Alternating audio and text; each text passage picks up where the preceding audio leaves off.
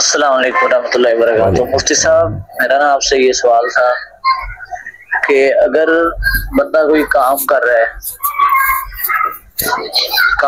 है या फिर नमाज पढ़ रहा है या फिर बैठा है, तो उसके अगर मनी खारिज हो जाती है शहवत के साथ नहीं, तो उस पर गुस्ल फर्ज होगा कि नहीं?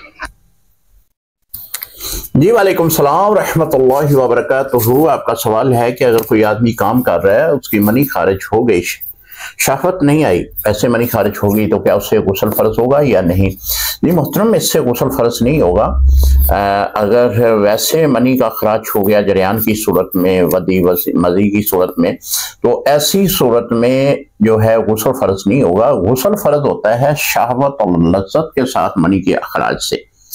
जब ऐसी सूरत पैदा नहीं हुई तो इस बिना पे आप पे जो गुस्ल है वो भी फर्ज नहीं हुआ। अस्सलाम वालेकुम रहमतुल्लाहि व बरकातुहू।